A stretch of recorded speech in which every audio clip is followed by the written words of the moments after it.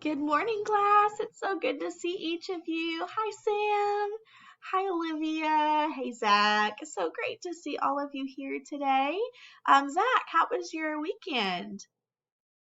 Oh, spending time with your grandmother making cookies sounds so amazing. Well, I am so grateful that you all are here this Monday morning. I know it's hard to get up this early when it is a weekend, so good kudos to you, and I'm so glad you're here. And I think you're going to really enjoy our lesson today because you will get to interact with it. And I can't give too much away because we are about to share with you in just a moment the activities that you are going to be doing this next week in our classes and on your OLS. So stay tuned. But before we get into our lesson today, let's talk about our social contract. You are very familiar with this. We go over it every time that we meet. Let's pick out a key word today that we really want to focus in on. All right, Zach, what is your key word? Integrity. Awesome. So as we go throughout our day, let's make sure that we're doing our own work, that we're using our own brains. That way you can become smarter and exercise that brain, just like our social contract says. Great job. Well, let's move into our discussion question for today. I actually have a couple here.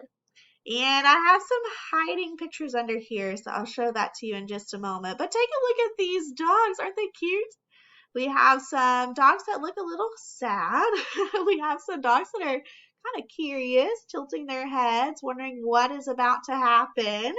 And they all have some speech bubbles above or thinking bubbles above their heads. So they're thinking, what is this week going to entail? What are we going to be doing during our classes together?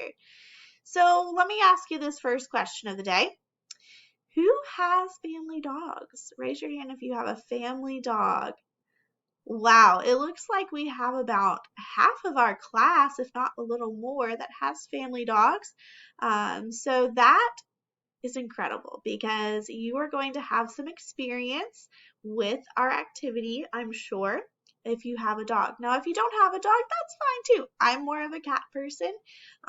We have one cat and then we have one dog, and we really enjoy both as part of our family. So maybe you have a different pet in your house. But this project today, this activity that we're going to talk about, is going to be about specifically dogs. So who has family dogs? Almost half of us. What do you do with the dogs when you are not home and are on vacation? I know what we do with our dog. We haven't gone on a vacation in a while, but what do you guys do? I see that you put in the room chat that several of you say that you have a dog kennel for your dog if you leave town. All right. Olivia, tell us about that. What do you include, what do you do with your dogs if you have to leave the house? So you guys like to go to the grocery store. If it's a short trip, you put the dog in the kennel, okay? And you have a fenced-in backyard so that they get to run and play during the day, okay? You're very similar to me. I like to do that as well, especially if it's a short time, putting them in the kennel. So take a look at this picture here. This is a picture of my dog, Wrigley. We named him Wrigley, and look at what he is doing to our yard. His head is almost completely into a hole in the backyard that he dug. So we do have a fenced-in backyard, but he kind of gets a little crazy in the backyard. He likes to dig, and there are lots and lots of holes in the backyard. We let him out in the backyard if it's nice weather, so he spends quite a bit of time out there, and when he gets bored, he digs.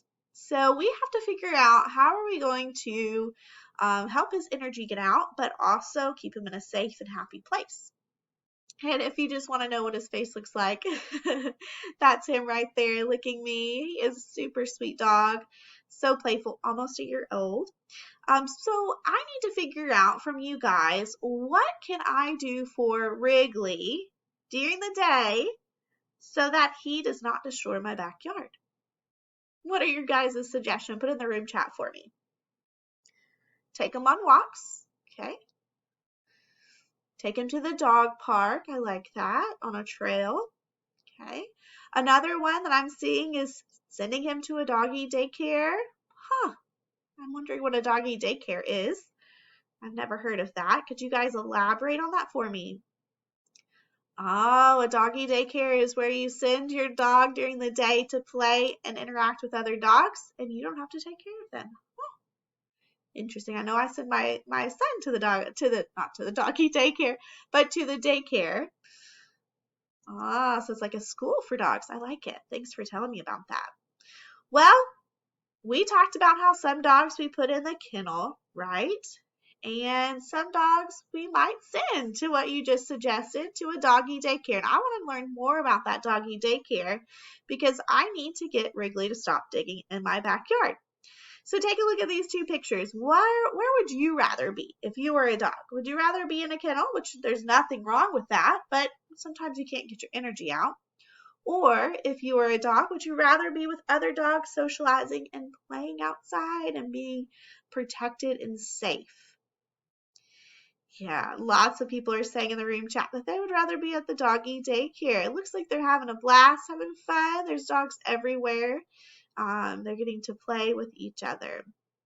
So question, what is a doggy daycare? For those that have maybe sent their dogs there, what is a doggy daycare? Okay, what do dogs need to be healthy and happy? Oh, lots of people. Zach, can you tell me more about what dogs need to be happy and healthy? And I'm going to type it in here on my class kick. Well, they need food, definitely. Water, they need a bowl. They need lots of space to run. Possibly a house, especially if they're outdoor dogs. Toys. Other dogs. That is important too, so they can socialize and know how to interact with each other. That's a great start of a list. How does a doggy daycare provide that? How does a doggy daycare provide that? Let me create another text box here. I'm seeing in the room chat that they can provide safety. They can have kennels if needed. They can have houses. They can have a fenced-in area. They can have play areas where they have maybe toys or obstacle courses. And I see in this picture a swimming pool. All right. Great list there. We do have a video that we will watch here shortly about the doggy daycare. It is a virtual tour, so you'll get to see the inside of a doggy daycare and exactly what one might look like if you have never been to one, or maybe you don't have dogs or you don't take your dogs there. So we'll look at that in just a moment.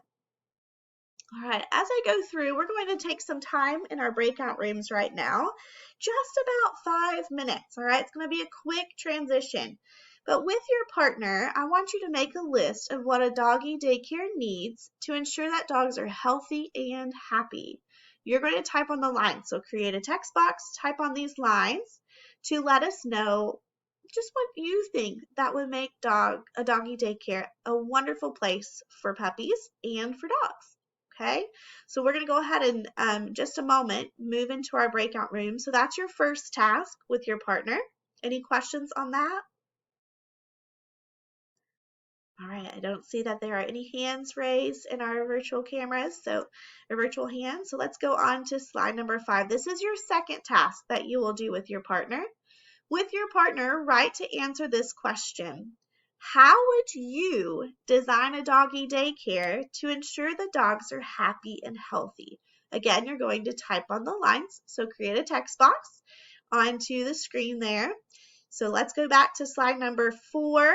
Slide number 4, type on the lines, making a list of what dogs need to stay happy and healthy at a doggy daycare. And then slide 5, how would you design a doggy daycare?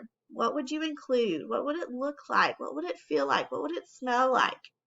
All of those things are you can add to that list, okay? If you run out of space, there is some space at the bottom too. So that is what you're going to do with your partner on slide 4 and slide 5.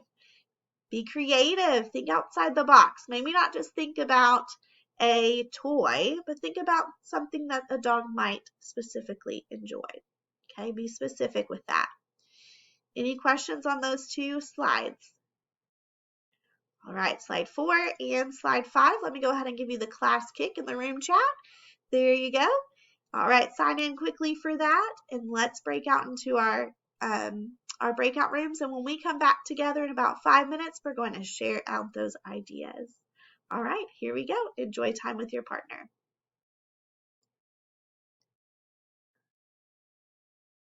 All right, so we are back together. I hope you had a wonderful time talking with your partner about these two slides. So let's share out. Let's have some share out time. So I'm going to go to slide number 6 where it says class share out time. And I want to hear from you guys. What did you come up with for the items or the needs that dogs have so that they can be happy and healthy at a doggy daycare? Oh, okay. Swimming pool. I hear the lots of that. Maybe oh, I see you guys have said a sprinkler. Okay. That would be great, especially in the summertime, right? Now, what about if it's the winter? Anybody think about what happens to the dogs in the wintertime? They can't really go out and swim. Ah, they need blankets to warm up, maybe heat lamps. Okay. All right, what else? Add some more in the room chat for me. Okay, so treats, that wasn't mentioned earlier. Treats, yes, especially if you're training the dogs. Speaking of training tools. Okay, what else? Let's hear from Olivia. Olivia, what are some others that you and your partner came up with? Okay, so you were saying that they need clothes, clothes to or you mean costumes, clothes and costumes to have fun with, maybe bandanas. Okay, what else? And of course, I'm seeing in the room chat the normal food, water, bowls. What else does a dog typically eat? I know treats, maybe bones. Okay. Got it. All right. All right, let's go to the second part. Those are some great things that you might include in a doggy daycare. The second slide said, how would you design a doggy daycare to ensure that those dogs are happy and healthy? All right, let's add it down here. Zach, what did you say, you and your partner? Okay, have several kennels. Have a bathing area. I like it. Bathing area for the dogs to enjoy a bath and get shampooed and cleaned. Nail cutting area. Okay. Yes, keep those nails short. Maybe a treatment area. So if a dog comes in with fleas or is hurt, a treatment area. Okay. What else? Yeah, you do need a front counter area, such as the secretary that takes the appointments and welcomes the visitors. Okay. Yes, and an outdoor play area. I like those things. All right.